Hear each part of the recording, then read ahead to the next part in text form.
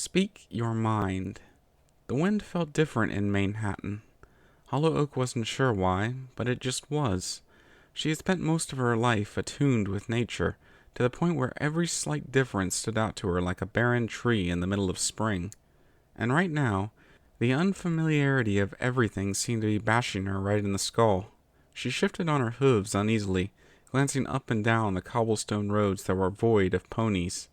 In a way, she was relieved. She wouldn't have to deal with the sideways glances and awestruck stares, and the hollowed words of, "Is that a pony?" But on the other hoof, that meant she'd be alone tonight.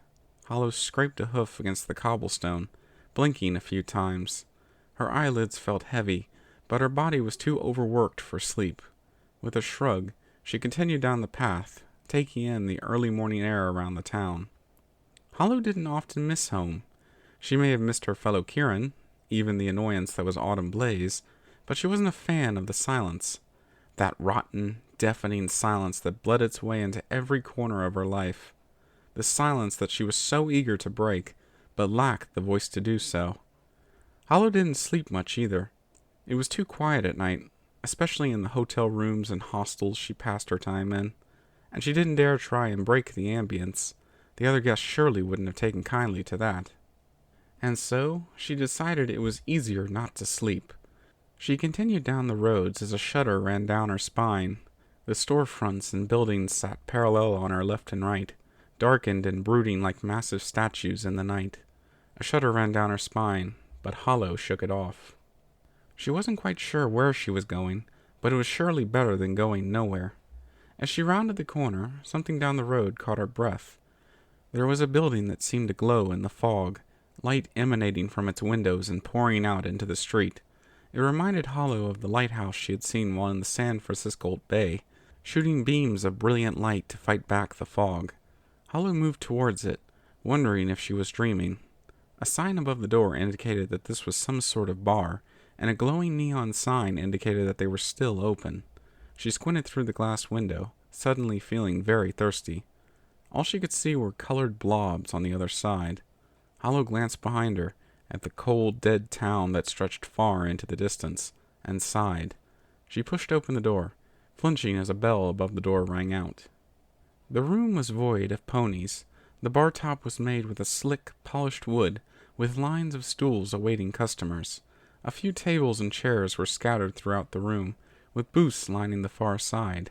The surface of the wall was completely buried beneath photographs, posters, and flyers that were affixed to it, full of faces that Hollow didn't know. Then there was movement from behind the bar.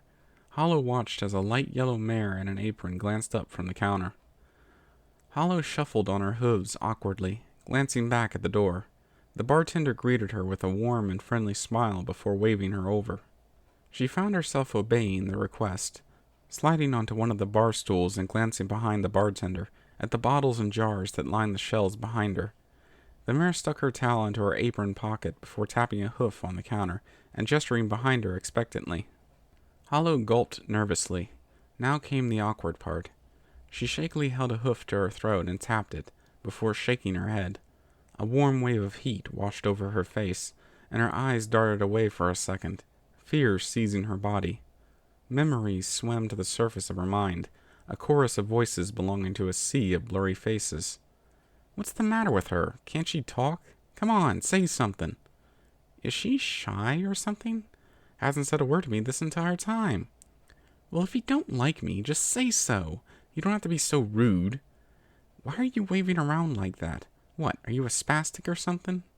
Her eyes shot open and she held her breath, anticipating the bartender's reaction. The yellow mare blinked, then did something unexpected. She smiled, then nodded in understanding.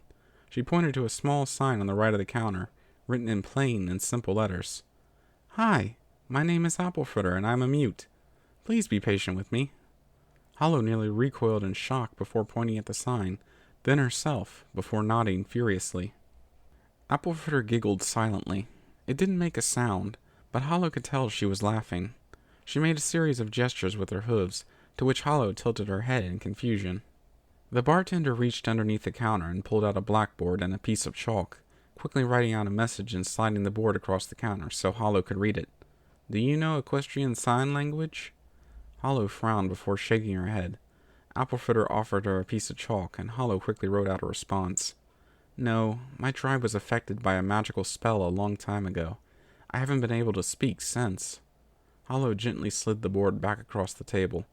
Applefooter read the message, nodded, then wiped it clean before writing a reply. Wow, that sounds terrible. I was born mute myself. Something with my vocal cords, the doctor said. Hollow's eyes went wide when she took the board again. So you've never been able to speak? Applefooter shook her head sadly. No, my family took it upon themselves to learn sign language so I wouldn't get left out. Celestia bless their hearts. The bartender held up a hoof before reaching under the counter and placing 2 bottles on the counter, offering one to Hollow. I can't imagine that, Hollow wrote. I'm so sorry. How have you been able to get by? Can ponies understand you? Applefooter nodded, sipping from her bottle before replying. She took a few minutes, furrowing her brow and wiping off the board a few times, before finally completing her message. It's hard. Not a lot of ponies in Equestria know ESL, but I figured something out. I had these blackboards I'd carry around and write out messages, like I'm doing now. After writing, she gestured to the second bottle and pointed at Hollow. Hollow took the bottle and removed the cap, before taking a sip. A strange sensation greeted her, and the taste of apples immediately filled her mouth. She turned the bottle in her hooves, reading the label to herself. She was distracted by a tapping on the counter, and she looked up to see Applefooter holding up the blackboard. Apple family cider, made and brewed by my own family. Hollow raised an eyebrow. That's impressive. It's pretty good, too. Applefooter let out another silent laugh before a thought occurred to her, and she scribbled out a question. Hey, I never got your name. Hollow Oak, Hollow replied, before taking another sip from her bottle. Applefooter nodded in reply with a smile. It's nice to meet you, Hollow Oak. It's nice to meet you, too, Hollow responded. Thank you, by the way. I've never met someone who understands what it's like to be me. No problem, Applefooter replied, waving a hoof dismissively. It really can be hard sometimes, but not being able to talk doesn't mean you don't have a voice. Hollow nodded, tapping her chin in thought. That's good advice. Applefooter raised her bottle across the counter, and Hollow returned the motion. The clink seemed 10 times louder in the quiet of the bar, but for the first time in a long time, the silence felt comfortable to Hollow. So, what brings you to my bar this late at night? Applefooter asked. Hollow sighed, tapping the chalk against the countertop before answering. I've been having trouble sleeping lately. It's too quiet. It's like... She paused, glancing out the window at the foggy streets before finishing her sentence. It's like there's something suffocating me, and I want to scream, but I just can't. She looked up at her newfound friend before adding another line. Have you ever felt like that before? Applefooter ran a hoof through her mane, taking a few seconds to write out a reply. Unfortunately, yes. It's definitely frustrating when no pony out there seems to hear you, when you're ignored and shoved aside. It took Hollow a few tries to read the message, as the letters seemed to bounce around the board. She rubbed her eyes and the words realigned themselves. Are you all right? Applefooter added. Pretty tired, Hollow admitted. Like I said, I haven't slept well in a while. Applefooter nodded sympathetically. Where are you staying? Hollow squeezed her eyes shut and willed the name of her hotel back into her mind. The Town Inn, over on 8th Street. I know where that is. I'll walk you over, Applefooter wrote, before untying her apron.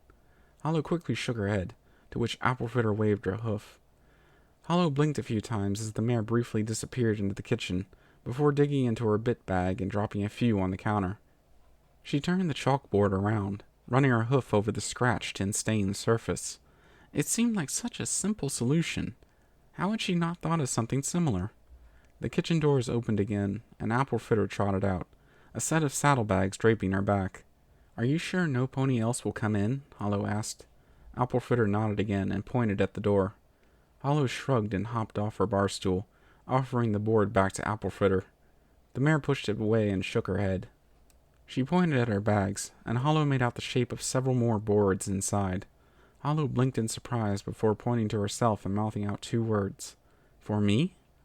Applefooter nodded again with a smile. Then, the mare held up a hoof and reached into her bag. She produced a weathered book worn by use and age before offering it to Hollow. The book had a faded red cover with the words, "A Beginner's Guide to Equestrian Sign Language," emblazoned on the cover.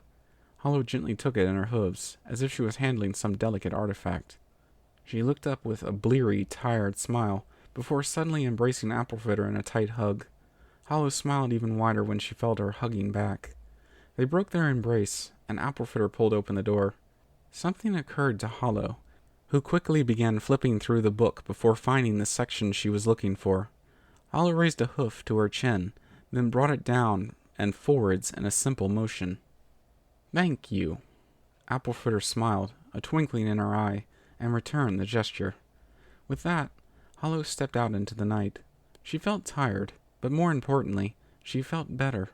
As Applefooter fell into step beside her, Hollow Oak looked up at the early morning sky, as the stars began to shine from behind the clouds, and the wind continued its journey through the barren roads.